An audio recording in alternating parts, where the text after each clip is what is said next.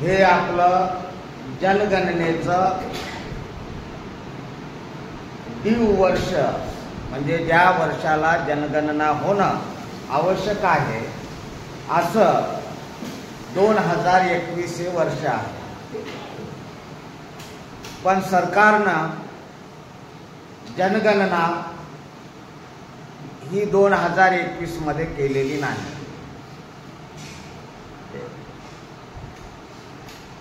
आणि आता जनगणना ही जानेवारी 2026 मध्ये जनगणनेचा पहिला टप्पा हा सुरू होणार आहे. जनगणना 2 टप्प्यात होत असते.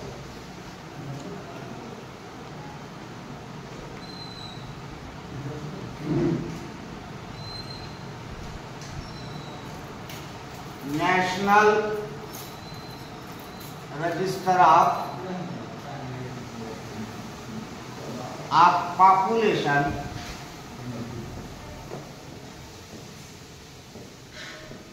आणि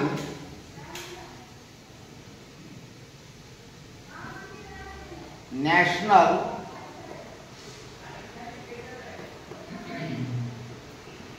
पॉप्युलेशन सेन्सस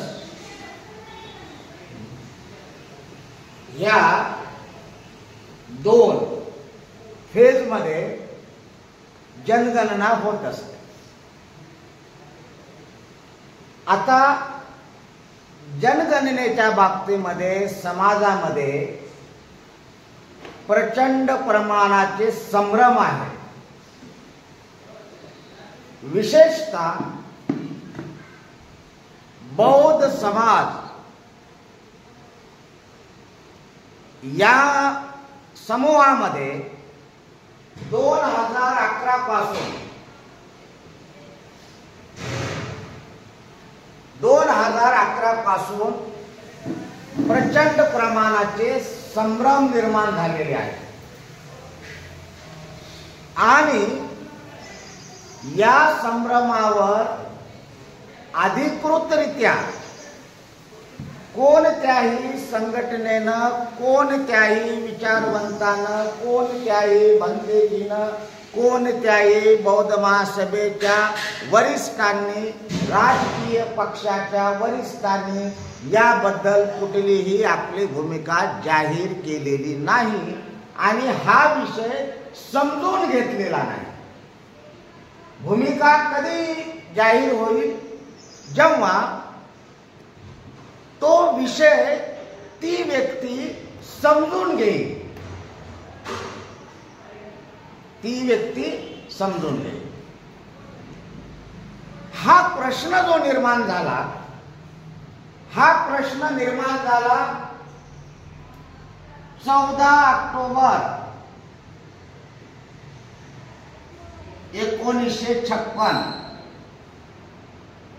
सकाळी 9:20 बाबासाहेब आंबेडकरांनी माई साहेबांसमवेत भदंत चंद्रमणी यांचेकडून बौद्ध धम्माची दीक्षा घेतली आणि 9:45 त्यांनी नागपूर येथे उपस्थित असलेल्या जवळपास 5 लाख लोकांना त्यांनी बौद्ध धम्माची दीक्षा दिली आणि 15 ऑक्टोबर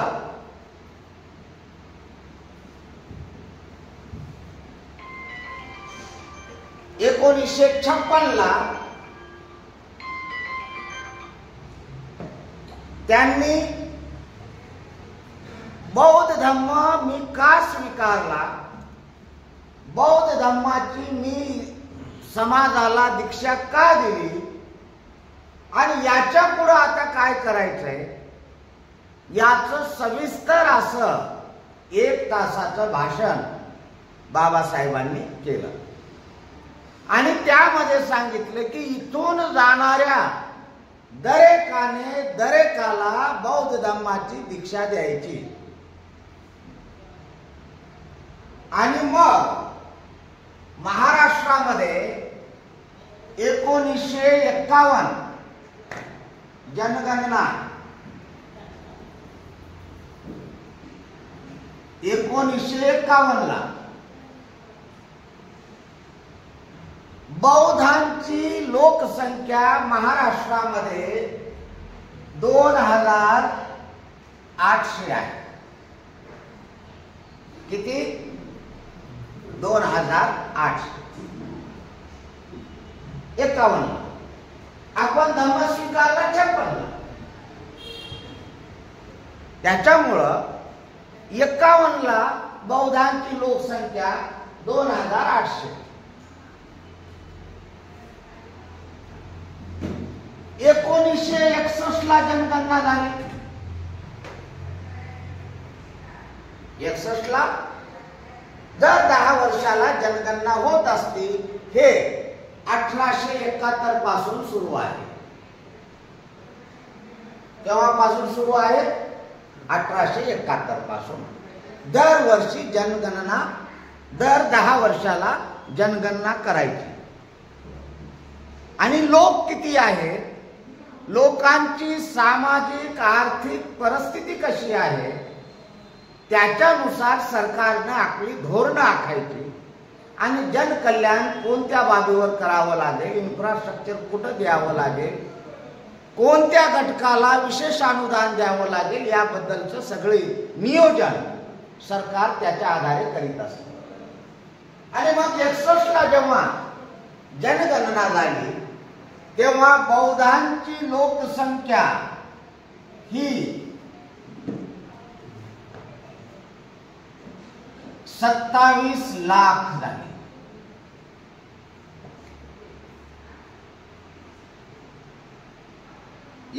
ला 27 लाख. कुठून? 2800 वर 27 लाख. म्हणजे दरेकाला दीक्षा दिली. आणि महार एक जात, ही जात एक जात एन ब्लॉक बौद्ध झाली. त्यांनी नोंदवलं 61च्या जनगणनेमध्ये.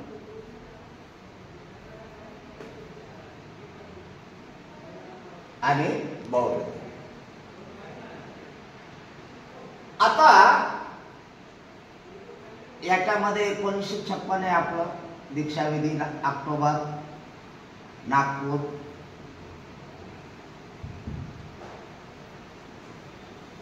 आता हे 61 पर्यंत आलो होतो आपण. आता त्याचा परिणाम काय झाला? परिणाम असा झाला की अनुसूचित जाती आणि संविधानातल्या तरतुदी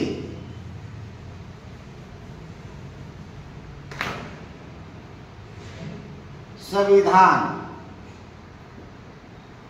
तरतुदी कोणत्या तरतुदी? तर संविधानामध्ये कलम 14 प्रमाणे समता आहे. समता आहे. सर्व स्तरामध्ये समता आहे, इक्वॅलिटी. पण कलम 15(4), कलम 16(4) यामध्ये अनुसूचित जाती आणि जमातीच्या प्रवर्गातल्या लोकांना शिक्षणामध्ये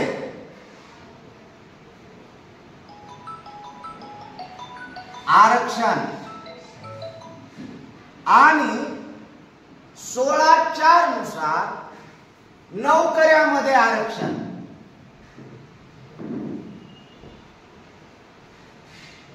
46 नुसार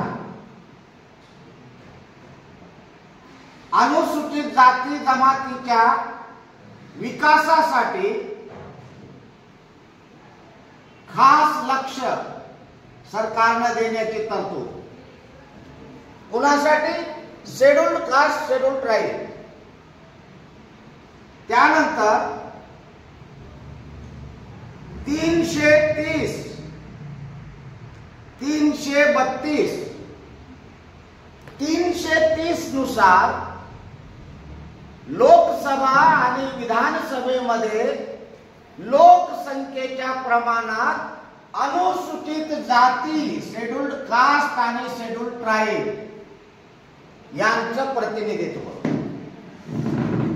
कलम 330 अनुसूचित जाती आणि जमातीच्या लोकसंख्येच्या प्रमाणात त्यांचं प्रतिनिधित्व लोकसभेमध्ये. 332 नुसार विधानसभेमध्ये लोकसंख्येच्या प्रमाणात. ह्या गोष्टी आपण लक्षात ठेवा. लोकसंख्येच्या प्रमाणात अनुसूचित जाती आणि जमातीच्या प्रवर्गाला राखीव जागा. शिक्षण, नोकऱ्या 330, 332, विधिमंडळ, लोकसभा.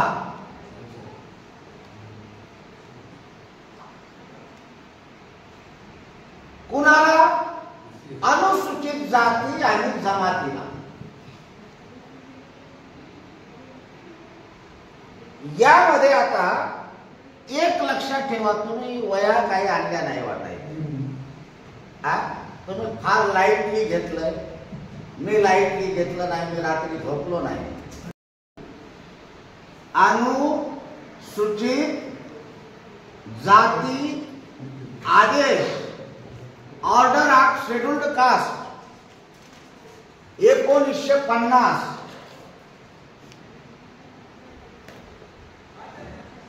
हा ऑर्डर कोणाचा आहे? शेड्यूल्ड कास्ट म्हणजे कोण? बॅकवर्ड नाही. शेड्यूल्ड कास्ट म्हणजे कोण? लक्षात ठेवायचं. बॅकवर्ड ही वेगळी संकल्पना, शेड्यूल्ड कास्ट ही वेगळी संकल्पना आणि शेड्यूल्ड ट्राईब ही वेगळी संकल्पना, बौद्ध ही वेगळी संकल्पना. अनुसूचित जाती आदेश 1950 हा आदेश राष्ट्रपती निर्गमित करीत असतात. राष्ट्रपती. या आदेशातला काना, मात्रा, अनुस्वार देखील राष्ट्रपतीच्या मान्यतेशिवाय आणि संसदेनं राष्ट्रपतीकडे पाठवलेल्या प्रस्तावाशिवाय काना, मात्रा देखील याच्यात बदल करता येत नाही. Not single. हे स्वल्पविराम आहे, हे काना आहे, हे पूर्ण विराम आहे, हे अनुस्वार आहे. शब्द तर नाही, हे देखील करता येत नाही. याचं उदाहरण समजून द्यासाठी धनगर आणि धनगड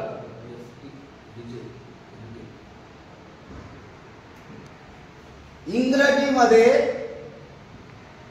ड ला, र ला नांदेड आहे. नांदेड तुम्ही वाचा, इंग्रजीमध्ये नांदेड आहे. रेल्वेला जाऊ.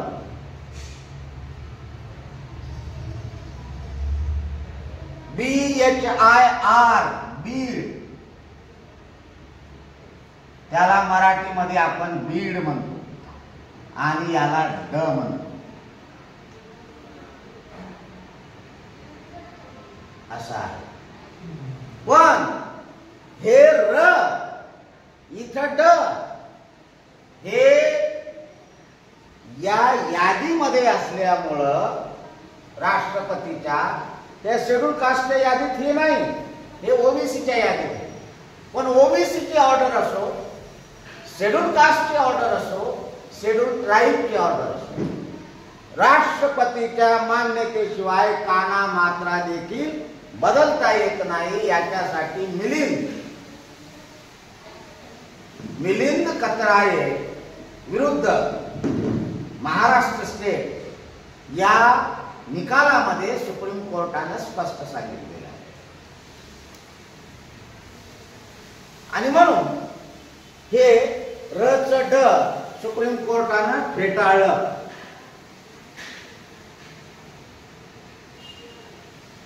कोर्टामध्ये गेले की बुवा हे र आणि ड एकच आहे. सुप्रीम कोर्ट म्हणलं नाही, राष्ट्रपतीच्या याच्याशिवाय ते होत नाही.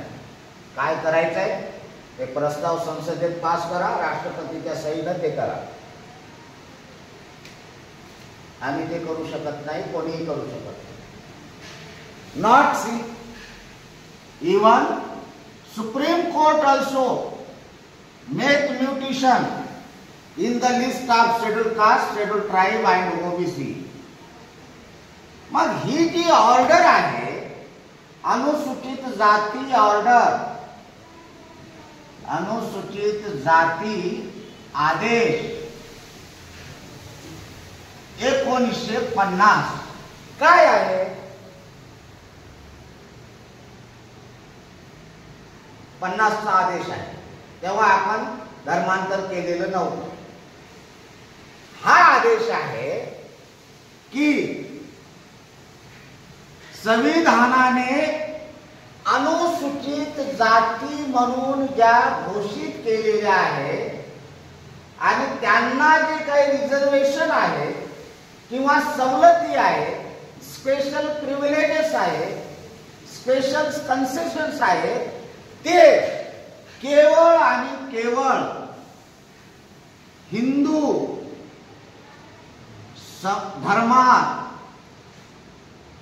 धर्मात समाविष्ट असलेल्या अनुसूचित जातींनाच ते मिळतील.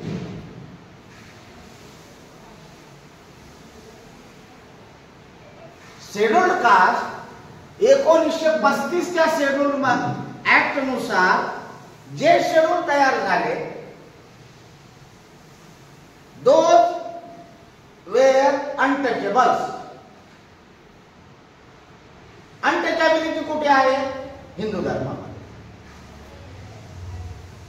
दुसऱ्या धर्मामध्ये अनटचेबिलिटी, आणि म्हणून अनटचेबिलिटी हिंदू धर्मात असल्यामुळं हिंदू धर्मातल्या अनटचेबल्सच्या शेड्यूलच्या यादीला, शेड्यूल कधी तयार झाले? 1935च्या ऍक्टनं, 1935च्या ऍक्ट. आणि मग या ऍक्टनुसार हे हिंदू धर्मात समाविष्ट असलेल्या शेड्यूल कास्टला रिझर्वेशन, कन्सेशन्स आणि प्रिव्हिलेजेस दिलेले आहेत. अशा पद्धतीचा हा 1950चा आदेश आहे. आणि याच्यात अमेंडमेंट झाली 1956ला. हे झालेलं आहे ऑक्टोबर 1956. आपण धम्मदीक्षा घेत असतानाच्या महिन्यामध्ये अमेंडमेंट. आणि अमेंडमेंट झाली की हिंदू धर्म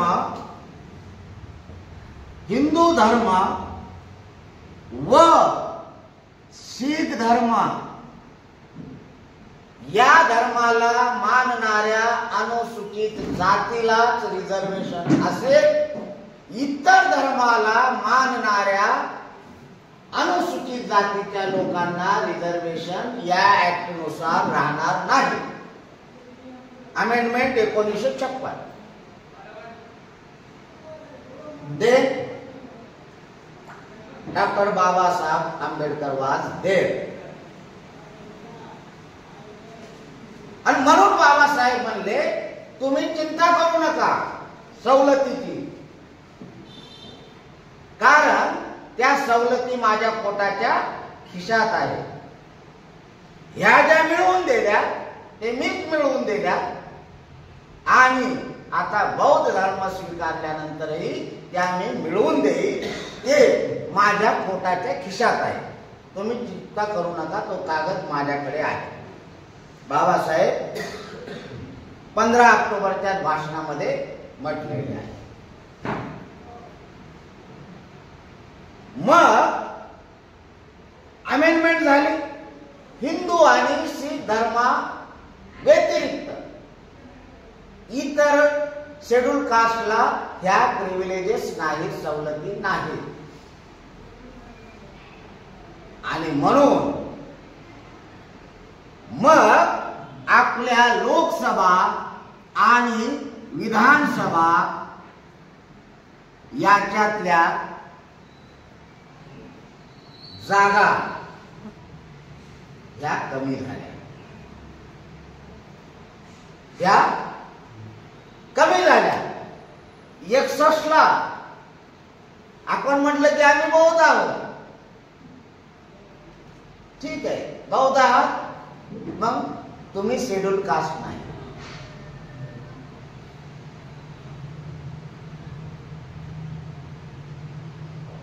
म्हणजे 1956 ला हरिहरराव सोनवणे जेव्हा निवडून आले तेव्हाच्या लोकसभेच्या ज्या जागा आहेत त्या 1962च्या लोकसभेला कमी झाल्या.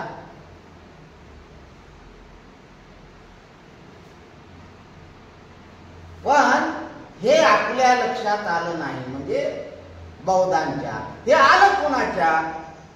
दादासाहेब गायकवाडांच्या आलं, बॅरिस्टर खोब्रागडेंच्या आलं, यांच्या लक्षात आलं. आणि मग त्यांनी रिपब्लिकन पक्ष स्थापन केला 57 ला. त्या रिपब्लिकन पक्षाच्या स्थापना अधिवेशनामधला जो ठराव आहे की आम्ही 14 ऑक्टोबरला बौद्ध झालेले आहोत, तर आम्हाला आमच्या शेड्यूल कास्टच्या सवलती मिळाल्या पाहिजे.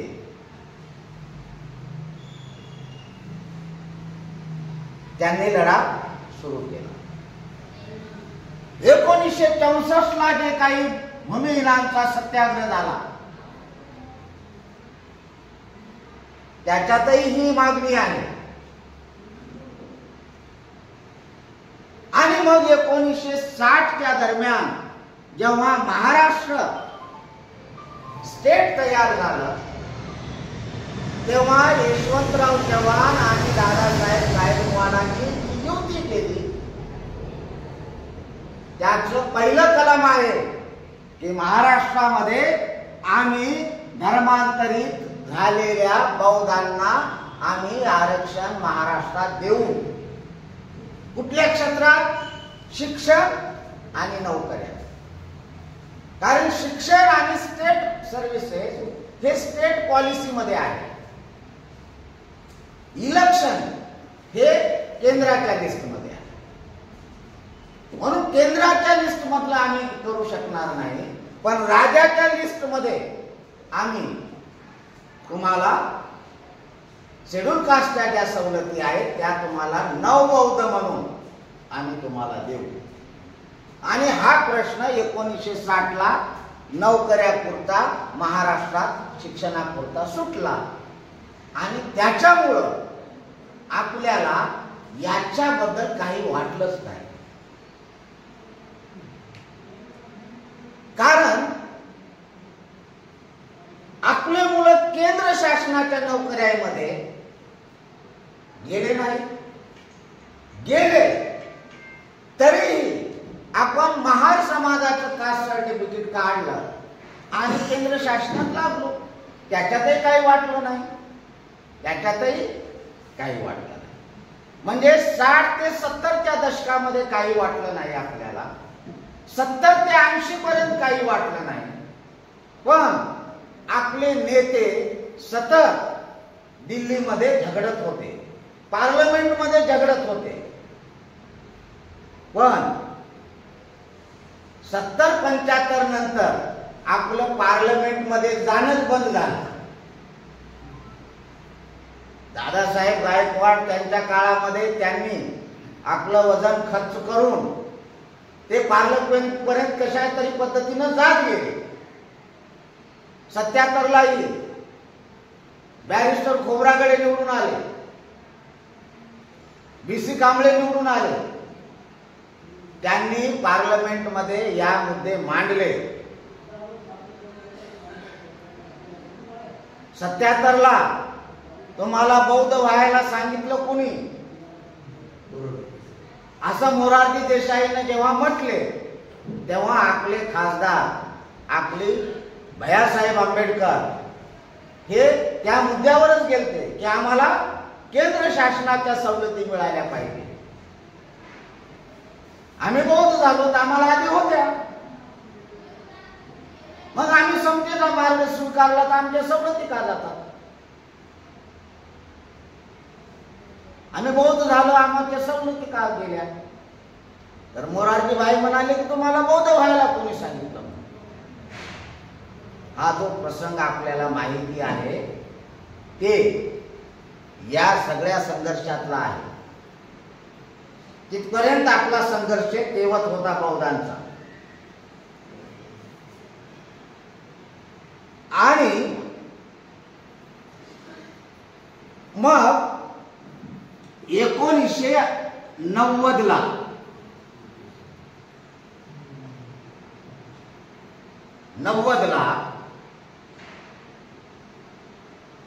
या अनुसूचित जाती आदेश 50 मध्ये अमेंडमेंट झाली.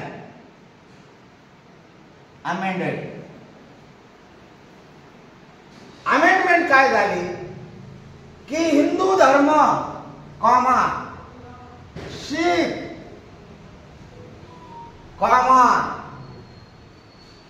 बौद्ध,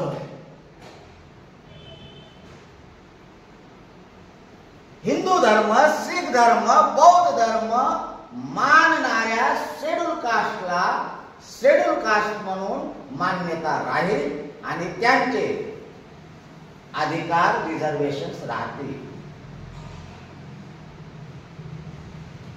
अशी अमेंडमेंट झाली. आणि 1991ला व्ही.पी. सिंग सरकार गेलं. अमेंडमेंट झाली आणि सरकार पडलं. 92ला मस्जिद पडली आणि बीजेपीनं सरकारचा पाठिंबा काढून घेतला, सरकार कोसळलं. मग हे अमेंडमेंट झाल्यानंतरच्या ज्या काही दुरुस्ती आहेत त्या ठिकाणी त्या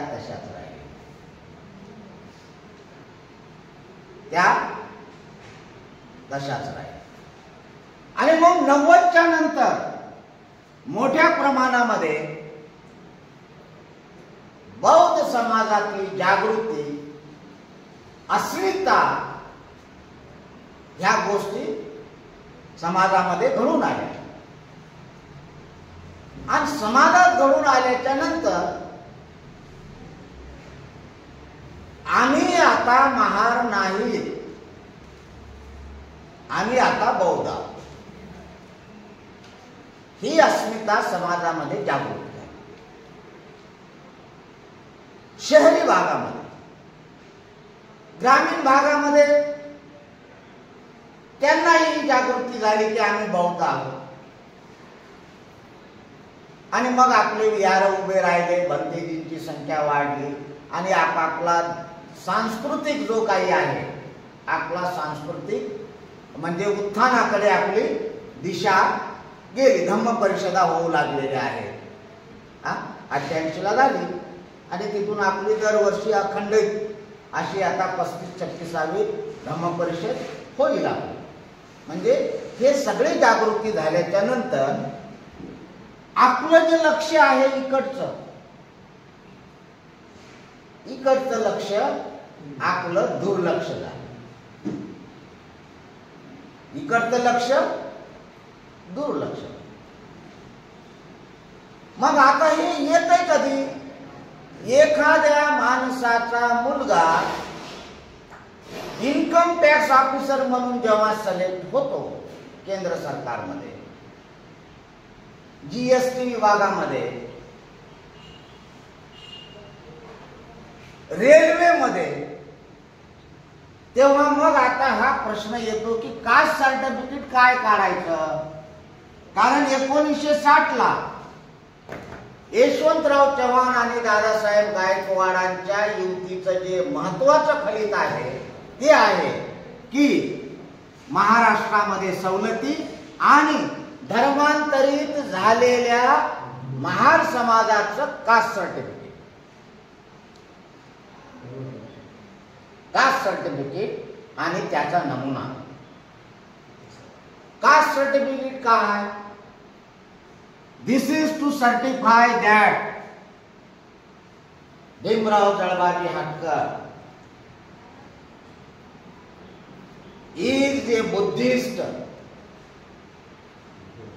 since 1956.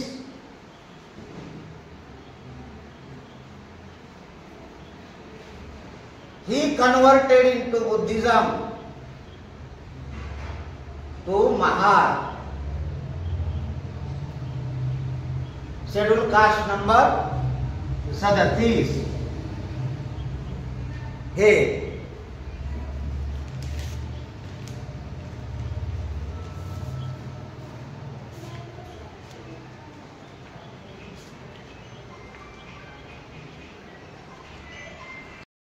become conversion to Buddhism to the 1956 community which is recognized as a scheduled caste Mahar under scheduled caste and scheduled tribe list modification order 1956. त्याच्याप्रमाणे हे कास्ट सर्टिफिकेट आपल्याला मिळाले. आणि याच्यावर आपल्याला नोकऱ्या लागल्या. स्कॉलरशिप 1976 ला इंदिरा गांधींनी अत्यंत महत्वाचं काम केलेलं. स्कॉलरशिप कधी मिळाल्या? 1976 ला GOI गव्हर्नमेंट ऑफ इंडियाच्या स्कॉलरशिप 76 ला सुरू झाल्या आणि त्या 76च्या स्कॉलरशिपच्या ऑर्डर मध्ये आहे की कन्वर्टेड बुद्धिस्ट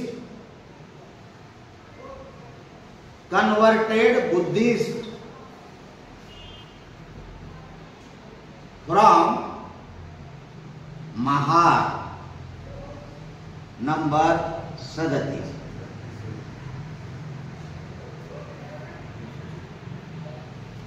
हा कन्वर्टेड बुद्धिस्ट हा अंडरलाईन करून ठेवा शब्द.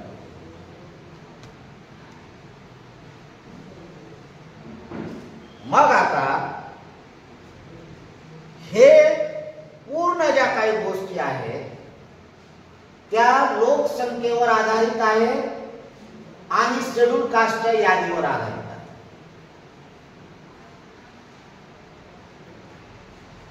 आता 90 ला झाली की बौद्धांना आम्ही देऊ. मग बौद्धांना देऊ म्हटल्याच्या नंतर बौद्धांना कन्वर्टेड बुद्धिस्ट हे जे नाव आहे महार समाजाला, महार म्हणायचं नाही आता असं आपलं म्हणणं आहे. कारण त्याच्यामुळे आमचा काय होतो, अपमान होतो, आम्हाला कमीपणा वाटतो. मग आपल्याला काय म्हणायचंय? आम्हाला बौद्ध म्हणा. बरोबर आहे, ठीक आहे. मग आता हे बौद्ध म्हणायचं तर कॉन्स्टिट्यूशन अमेंड याचे झालं. मग आता तुम्हाला कास्ट सर्टिफिकेट जे आहे केंद्र शासनाचे बौद्ध म्हणून द्यावे लागतील. आणि केंद्र शासनाचे जर बौद्ध म्हणून सर्टिफिकेट द्यावं लागत असतील तर आपल्याला हे जे केंद्र शासनाची यादी आहे शेड्यूल्ड कास्टची महाराष्ट्रामधली ती 59 जातीची आहे. या 59 जातीमध्ये या यादीमध्ये बौद्धांचा उल्लेख पाहिजे तर तुम्हाला सर्टिफिकेट मिळेल. जनगणनेचा काय मुद्दा आला ते याच्याशी रिलेटेड आहे. कुठल्या या यादीची? ही यादी इलेक्शन कमिशनर कडून आणलेली आहे. Supply of list of schedule caste and schedule tribe, Bharat सरकार, ministry home affairs, directorate of census. सेन्ससचं जे डायरेक्टोरेट आहे दिल्लीचं, त्यांची ही यादी आहे. ही यादी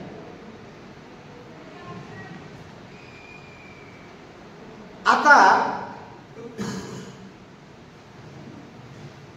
GOI केंद्र सरकारनं कन्व्हर्टेड बुद्धिस्ट म्हणून इंदिरा गांधीनं एक नामाविधान दिलेलं आहे. त्याच्या आधारे आपल्याला स्कॉलरशिप मिळाली. पण कन्व्हर्टेड बुद्धिस्ट म्हणून सरकारी नोकऱ्या केंद्र शासनाच्या, निवडणुका केंद्र शासनाच्या म्हणजे लोकसभा, विधानसभा, इव्हन ग्रामपंचायत, याच्यामध्ये आपलं सर्टिफिकेट चलत नाही. कोणतं? हे बुद्धिस्ट. कारण या यादीमध्ये बौद्धाचा उल्लेख नाही. इथे आहे 37 नंबरला महार. आता जनगणनेचं जे काही सध्या आहे, जनगणनेचे प्रोफार्मे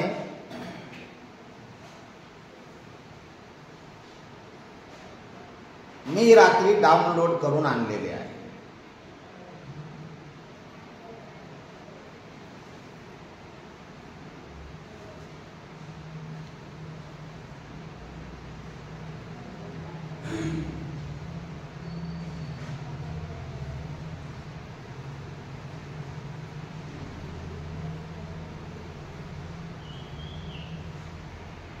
नॅशनल रजिस्टर ऑफ पॉप्युलेशन हे जे रजिस्टर आहे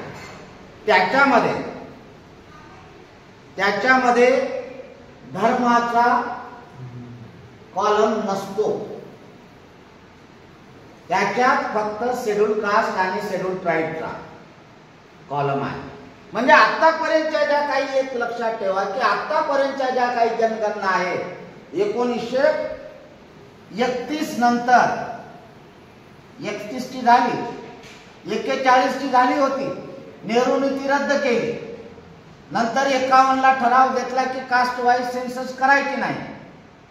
त्याच्यानंतर 61 मध्ये फक्त शेड्यूल कास्ट आणि शेड्यूल ट्राइब, 71 मध्ये SC ST, 81 ला SC ST, 91 ला SC ST आणि 91च्या जनगणनेपासून आपल्याला हे कळालं की आमची काहीतरी घोळ व्हायला. 91च्या नंतर, कारण 90 ला हे अनुसूचित जातीचा ऑर्डर पास झाला आणि 91 ला जनगणना झाली. मग 2001 ला हे अजून कळालं.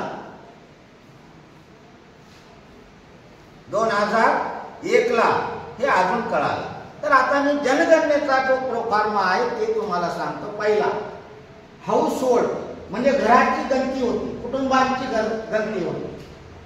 पहिल्यांदा काय होते सेन्सस मध्ये, पहिली फेज असते, ती असते घरांची गणती, हाऊस होल्ड, कुटुंबांची गणती, मोजणे. घर कसं आहे, स्लॅबचं आहे, झोपडी आहे, कुडाचं आहे, मातीचं आहे, तुमच्याकडे काय हे आहे, मोटरसायकल आहे, टीव्ही आहे, काय नाही, हे सगळं घराची हाऊस होल्ड गणना केली जाते. आता याच्यामध्ये देखील कलम 13 मध्ये इफ शेड्यूल कास्ट और शेड्यूल ट्राइब, याच्यात कलम 13, आता ही 21 चा प्रोफार्मा आहे, 2021 चा.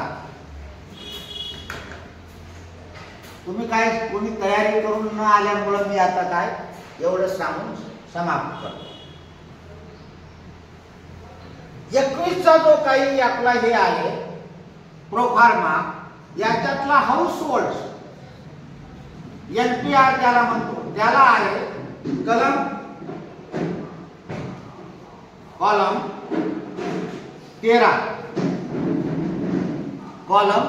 13. आता याच्यात काय लिहिलेलं आहे की हे फक्त शेड्यूल कास्ट शेड्यूल ट्राईबसाठी, पण ही येणारी जी जनगणना आहे ती मोदी सरकारनं आता जातनिहाय केलेली आहे, त्याच्यामुळे हे प्रोफार्म 21 चे तयार झालेले होते ते आता बदलून आता ते जातनिहाय असे होतील. ते काय अजून प्रसारित झालेले नाही, अजून काही ते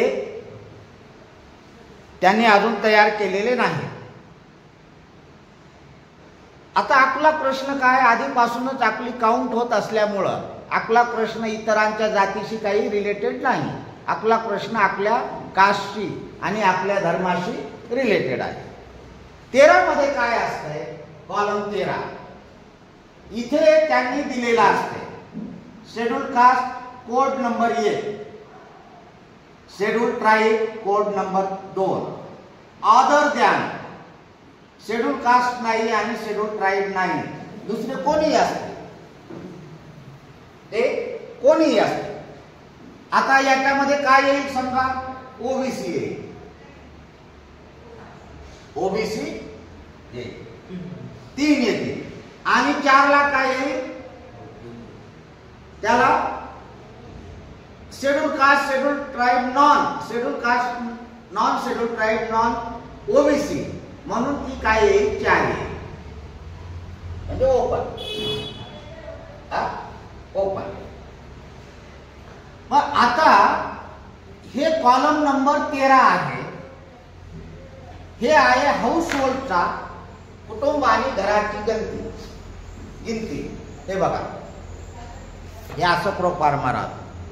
manual of instructions for filing of the NPR house hold schedule national population register, हे अशा पद्धतीचं. आता याच्यातला प्रोफार्मा आहे मी जे तुम्हाला सांगायलो 21चा. मग या 13 मध्ये जेव्हा गणनक येतो तुमच्याकडे, आता बरेच तर काय जाग्यावर बसूनच भरतात, पण जर आले तर आल्याच्या नंतर तुम्हाला तो विचारतो की आता बाकीचं भरतो करतं कोणतं, तुमचं नाव काय, पहिलं तुमचं नाव काय, त्याच्यानंतर नगरपालिका कोणता आहे, तुमचा घर नंबर कोणता आहे, त्याच्यानंतर तुमचं घराचं स्वरूप काय आहे, छत आहे का, भिंती आहेत का, हे सगळं असं आहे. त्याच्याशी काय आपल्याला चर्चेचा तो मुद्दा नाही. तो येतो असा 13 नंबरला. आणि 13 नंबरला आल्यानंतर तो माणसाला विचारतो की तुम्ही अनुसूचित जातीचे आहात का, अनुसूचित जातीचे आहात का.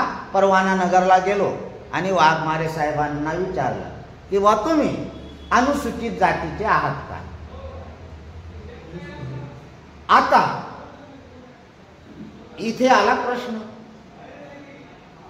हो म्हणा, जात सांगावं लागेल.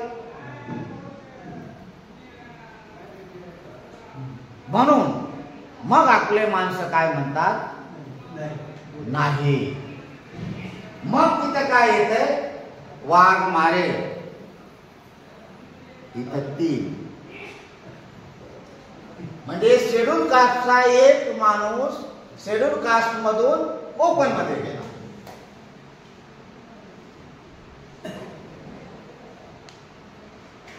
जीवक नगरला गेले भालेरावच्या घरी, त्यांना विचारले हो तुम्ही शेड्यूल कास्ट आहात का. नरवाडेने सांगितलं हो, नरवाडे नालंदा नगर.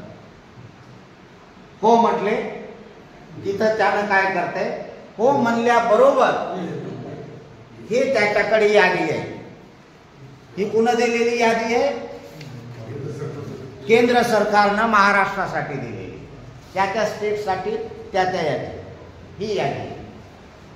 मग तुम्ही हो म्हणाले तर मग तो विचारतो की या यादीतलं तुमची कोणती जात आहे. मग तुम्ही काय म्हणणार? बौद्ध. मी बौद्ध आहे, बौद्ध लिहा तिथं. ते म्हणते ठीक आहे सर, ते 3 लिहून टाक.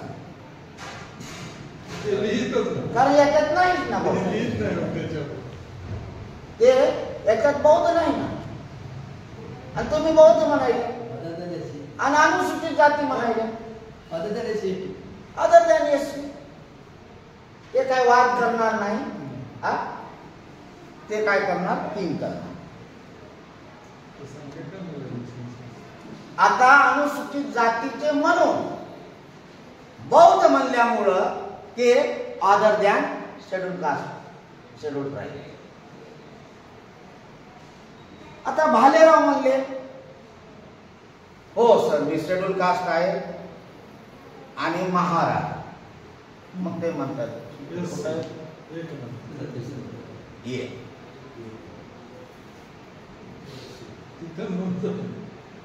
आता 3 लोक अनुसूचित जातीचे म्हणजे रिझर्वेशनचा फायदा घेणारे 3 लोक आहेत, पण त्यांची संख्या झाली 1.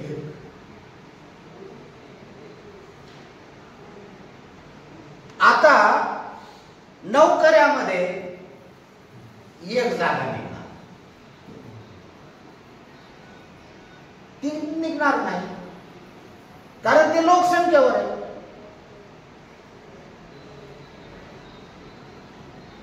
आपल्या विकासाचा निधी दुसऱ्यांना नाही.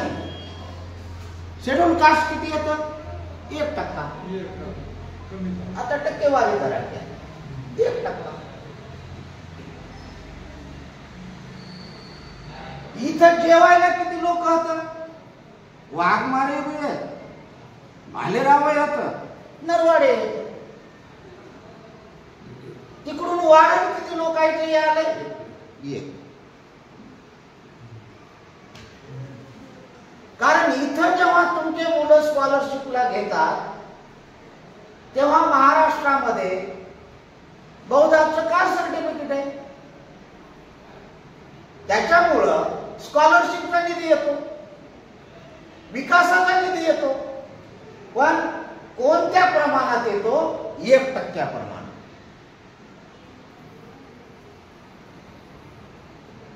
आणि लाभार्थी आहेत 3.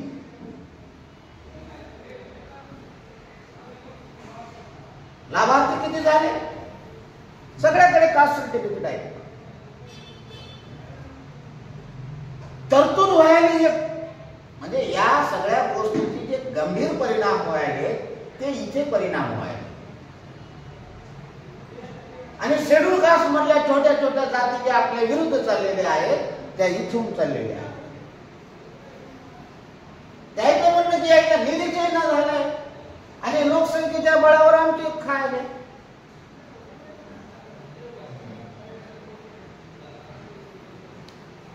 कारण निधी कशावर येतो? लोकसंख्येच्या प्रमाणात. Special component, schedule caste special component हा जो काही कॉम्पोनंट आहे, सब प्लान आहे तो हे बघा 2010 आणि 11 2010 आणि 11 महाराष्ट्राचा 2010 ते 11 या फायनान्शियल इयर मध्ये महाराष्ट्रामध्ये बौद्ध आणि अनुसूचित जातीची लोकसंख्या आहे 16%. 16%. कोण? शेड्यूल्ड कास्ट म्हणजे मातंग समाज आणि बाकीच्या आपल्या सगळ्या 58 जाती आणि बौद्ध. तर यांची लोकसंख्या येते 16. पण हे जे आहेत वाघमारे, नरवाडे हे याच्यातून कमी झाले.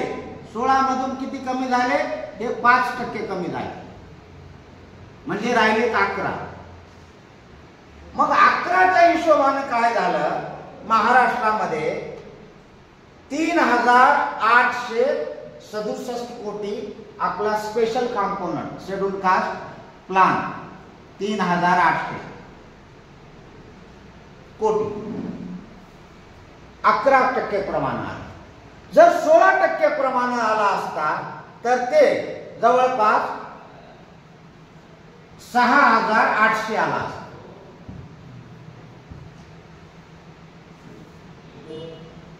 हे शासनाची आकडेवारी. म्हणजे आपली नुकसान किती झालेलं आहे, 2,200 कोटीचं. दरवर्षी 2,200 कोटी आपल्याकडे येत नाही आपल्या याच्यामुळे.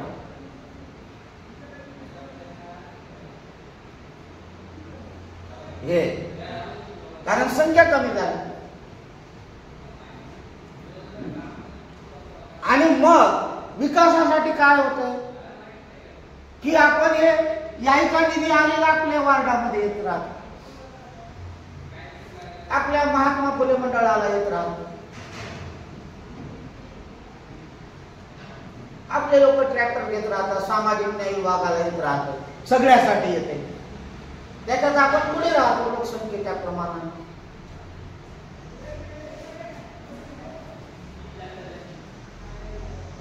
त्यामुळं हे समाजामध्ये जे भेद होऊ लागलेले आहे, हे अशा पद्धतीचे भेद यानं आपल्याला व्हायले. इतर शेड्यूल कास्ट जे आपल्या विरोधात का चालले त्याचे कारण हे आहे. म्हणून ते काय म्हणाले की आम्हाला अवकड करू द्या, आम्हाला एकच नको बांधलं.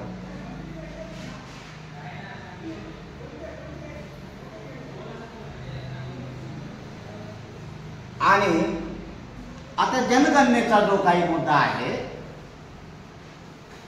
तर आपलं 13 मध्ये कॉलम 13 मध्ये आपल्याला शेड्यूल कास्ट विचारल्या जाते. आणि ती जी काही यादी आहे त्या यादीप्रमाणे ते कन्फर्म केलं. आणि त्या गणकाला मोजणाऱ्याला सक्त सूचना आहे की या कॉलमची व्हेरीफाय केल्याशिवाय याचा आकडा टाकायचा नाही. मग आता जेव्हा फायनल सेन्सस टप्पा 2 मध्ये येते, टप्पा 2 ला काय येते ते इथं संपून जाते याचा. आता सेन्ससचा जो काही मुख्य मुद्दा आहे, पुढचा जो मुद्दा आहे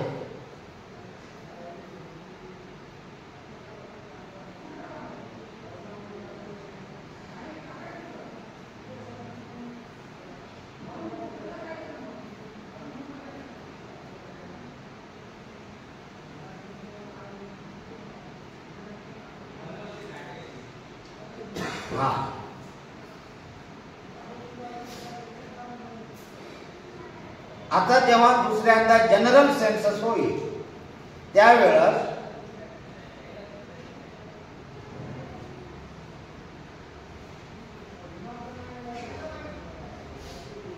सेन्सस ऑफ इंडिया 2022. आता याच्यामध्ये 7वा कॉलम आहे.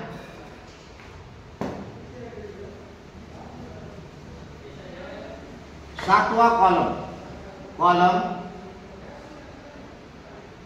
7 हे आहे रिलीजन. हे कॉलम काय आहे, रिलीजन. आता रिलीजन मध्ये जे आहे त्याने लिहिले right name of the religion in full, also give code in box found in the list below. For other religions, write name of the religion in full, but do not give any code. आता religion म्हणजे final सेन्ससला धर्माची जनगणना, धर्मनिय त्याचा column आहे 7 मध्ये. आता 7 number मध्ये ते काय म्हणते, आता इथं आपण नाव देऊ राहुल कोकरे.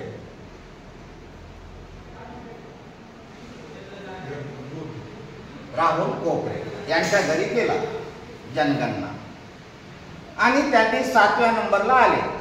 एज वगैरे सगळं त्यांनी लिहिलं, बाकीच्या सगळ्या गोष्टी 6 कॉलम भरले आणि 7व्याला आले. 7व्याला आल्याच्या नंतर त्यांनी विचारले की व तुमचा धर्म कोणता?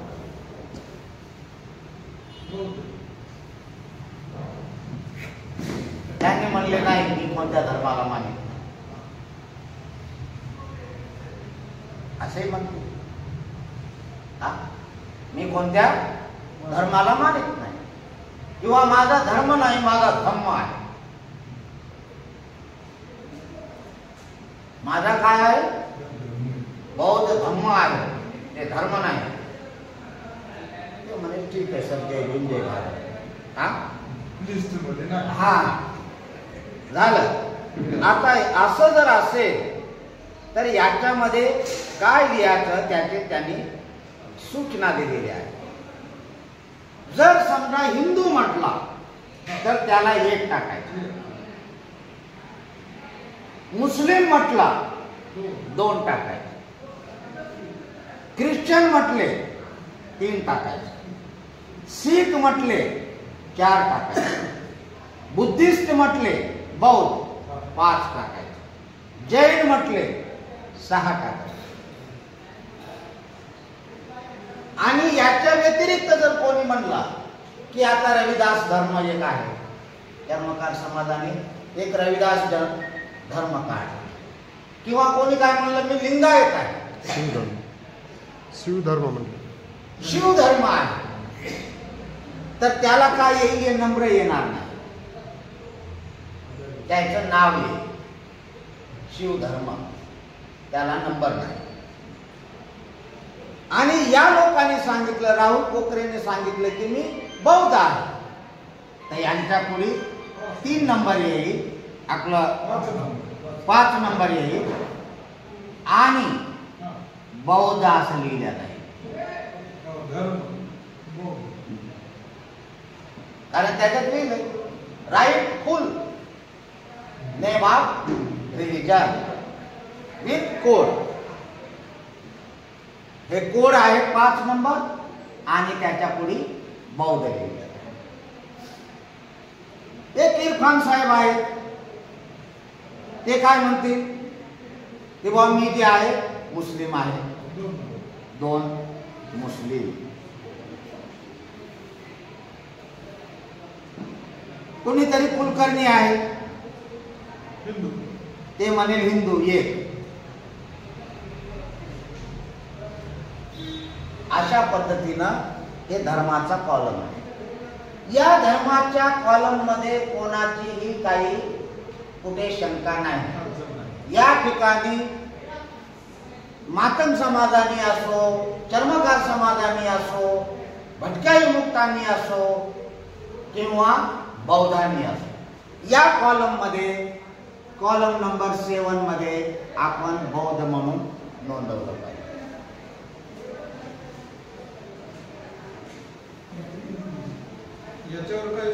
याच्यामध्ये काहीही अडचण नाही. आता अडचण कुठे निर्माण व्हायली ते आता बघू. हे झालं 7 कॉलमचा काही मुद्दा नाही. आता 8वा कॉलम आहे. हा आता 8वा कॉलम आहे scheduled caste. Column 8 SC 1 ST 2. आता इथे राहुलनं बौद्ध लिहिलेला आहे. आता इथे काय म्हणतो राहुल, कारण आपले सगळे वरिष्ठ जातीच्या कॉलम मध्ये बौद्धच लिहा आणि धर्माच्या कॉलम मध्ये बौद्धच लिहा. आम्ही सांगायला बाबासाहेबांनी आपल्याला स्वाभिमान दिलेला आहे. सवलतीसाठी आम्ही भिकारी नाही आहोत.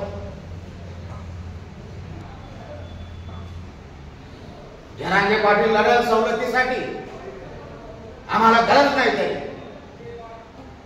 जातीच्या कॉलम मध्ये ही बौद्ध लिहा आणि धर्माच्या कॉलम मध्ये ही बौद्ध लिहा. मग इथं फक्त दोनच कॉलम आहे, whether you are schedule caste और शेड्यूल ट्राइब और नॉट अदर. आता कास्ट वाईज असल्यामुळे ओबीसी एक येईल 3 नंबर आणि ओपन येईल 4 नंबर बस. मग आता इथे राहुलनं सांगितलं मी बौद्धच आहे, उपासक आहे, महाउपासक आहे. हो, मी महार सांगू शकत नाही. हा, मग इथं ते काय म्हणणार, इथंही बौद्धच. मग ते काय म्हणणार, ठीक आहे सर, ते इथं 4 टाकून देते बस, काही वाद करणार नाही काही. आणि जर म्हणला मी अनुसूचित जाती तर मग ती लिस्ट पाहणार आणि मग लिस्ट मध्ये जर त्यांनी सांगितलं की मी अनुसूचित जाती तर तिथं येणार आपला कॉलम ए चौकोनामध्ये आणि 8 ए आणि 8 ब काय येणार, महार.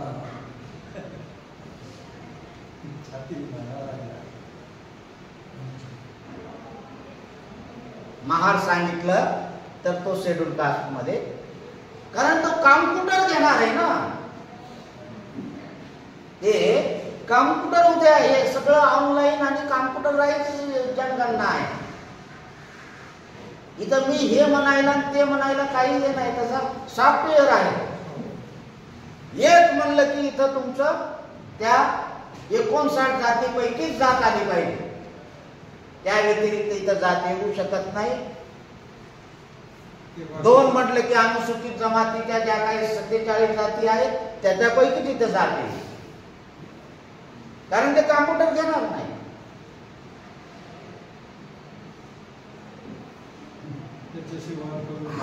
मग हे जे आहे हे याला आपण काय केलं, याच्याशी लिंकअप केल्यामुळं वाद झाले. आपण काय केलं, आपलं आहे ना, तुमची बौद्धाची संख्या काय कमी व्हायली का, नाही, बौद्धाचा रकाना वेगळा आहे, त्याच्यात तुम्ही सगळ्या लोकांना घेऊन या की आपल्या गणितल्या कुठं, हे 8वा रकाना वेगळा आहे ना, तुम्ही 8 आणि 7 ची गल्लत करू नका. आणि हे सगळे जे काही रेकॉर्ड आहे हे रेकॉर्ड कॉन्फिडन्शियल आहे, फक्त हे आकडे मोजले जातात. इंद्रजित नरवाडे कोणत्या जातीचे आहेत हे जाहीर होत नाही. इंद्रजित नरवाडेची शिरगंती ही कशात करायची, शेड्यूल कास्ट मध्ये करायची का, फक्त शिरगंती आहे, डोके मोजणं.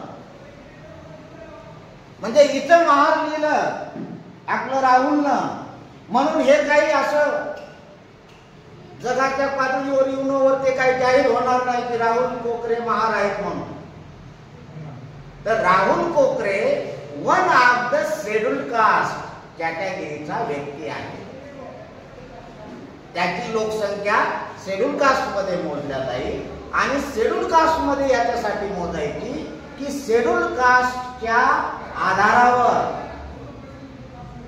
संविधानामध्ये प्रोव्हिजन्स आहे, दुसऱ्या आधारावर नाही. म्हणून मला वाटते आपण पूर्ण वेळ पुन्हा आपण एकदा याच्यावर वर्कशॉप घेऊ. मुझे लगता है कि सवाल जैसे कि वैसे बना हुआ है. हाँ, सवाल के लिए बैठे हैं ना. हाँ, सवाल जैसे कि वैसे ही बना है. हाँ, तो सवाल जो है, हाँ, सवाल का जवाब जो है कि इस कॉलम में बौद्ध लिखने का, धर्माच्या कॉलम मध्ये बौद्ध, देयर इज नो, म्हणजे आणि जातीच्या कॉलम मध्ये वर्गवारी शेड्यूल्ड कास्ट आणि त्या 37 नंबरचे जातीचा उल्लेख मग महार असेल बौद्ध असेल तर महार बस टाकायचा. बस महाराज बौद्ध पीर नाही. हे इथे या दोघांची गल्लत करायची नाही. हा. सुटणार नाही पाठीमध्ये. नाही प्रश्न गुमराह आता हा प्रश्न कायद्याच्या चौकटीत कसा सोडवायचा. आता आज लागलेली आहे तहान. आता जानेवारी कधी आहे, 1.5 महिन्यानंतर, 1.25 महिन्यानंतरच येणार ती जानेवारी. आणि आज आपण जर समजा विहीर खोदायला बसलो, नाही खोदायची नाही. आज तुम्ही विहीर खोदू शकत नाही. नाही, खोदणं होत नाही. हा, मग याच्यावर काय आहे, आहे ते पाणी याचं पियाचं. जे काही सोल्युशन आहे, हे सोल्युशन आहे की ही जी यादी आहे, हा. ज्या यादीवर राष्ट्रपतीच्या मान्यतेशिवाय हे लिंक डेअरला ड करता येत नाही हा, हा. किंवा लिगडेर करता येत नाही, तर या यादीमध्ये आपल्याला 60 नंबरला कन्व्हर्टेड बुद्धिस्ट, कन्व्हर्टेड बुद्धिस्ट हे याच्यात दुरुस्ती करावं लागेल. तेव्हा मग आपल्या मुलांना बौद्ध म्हणून IAS, जे कोणी IAS असतील त्यांच्या विद्वत्तेबद्दल गुणवत्तेबद्दल आपल्याला सॅल्यूट आहे. असेल. पण these all fellows are Mahar. हा. का? सर्व. कारण 59 जातीमध्ये बौद्ध नसल्यामुळं महाराष्ट्रातलं बुद्धिस्ट सर्टिफिकेट केंद्र शासनात चालत नाही.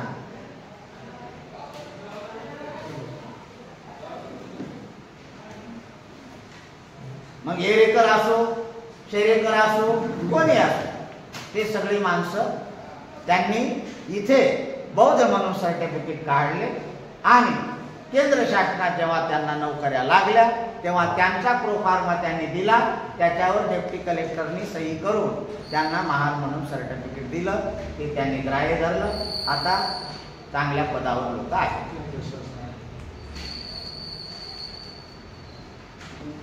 म्हणून 2031 चा काय करतो?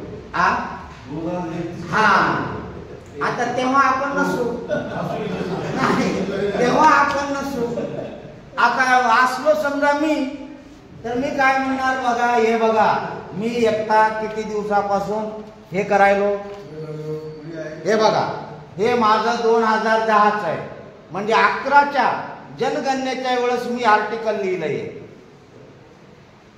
हे अन्वेक्षण मध्ये. हा 2010चं हे अन्वेक्षण आहे आणि माझं आर्टिकल जे आहे हे आहे शिरगंतीच्या आडून अनुसूचित जाती व बौद्धांचे शिरकाण. हा, शिरगंतीच्या आडून अनुसूचित जाती व बौद्धांचे शिरकाण हे अंक आहे जुलै 2010. म्हणजे 2011च्या जनगणनेच्या वेळेसही आम्ही हे सगळं म्हणजे जनजागरण करण्याचा प्रयत्न केलेला आहे. त्यानंतर हे बघा म्हणजे जनगणनेत काय नोंदवावे आणि काय नोंदवू नये, महाराष्ट्रातील बौद्धांनी जनगणनेत काय नोंदवावे व काय नोंदवू नये, हे 2018ला जेव्हा कास्ट जनगणना आली मनमोहन सिंग सरकारनं, त्यावेळेस हे शिल्पकारमध्ये, सम्राटमध्ये आणि अन्वेक्षणमध्ये आम्ही छापून लोकांचं जनजागरण करण्याचा प्रयत्न केलेला आहे. आणि याच्यात म्हणजे डोंगरगावकर असो किंवा अनेक जे लोक आहेत त्यांचे मुद्दे आम्ही सप्रमाण खोडलेले आहेत. आकडेवारी मोजल्या जाते आणि त्याच्यावर पूर्ण नियोजन आहे, त्याच्यावर पूर्ण नियोजन आहे. तर तुम्ही तिथं विनाकारण अस्मितेचा मुद्दा करून, भावनिक मुद्दा करून तुम्ही समाजाचं नुकसान करू नका. त्याच्यात तुम्ही लिहिलं मी की त्यांची भूमिका काय होती. तर मला वाटते आपण या ठिकाणी थांबू. मी माझ्या परीनं आपल्याला प्रबोधित करण्याचा प्रयत्न केलेला आहे. पुन्हा एकदा आपण मोठ्या प्रमाणावर एक वर्कशॉप चांगल्या पद्धतीनं विथ लंच ठेवू म्हणजे लोक येतील.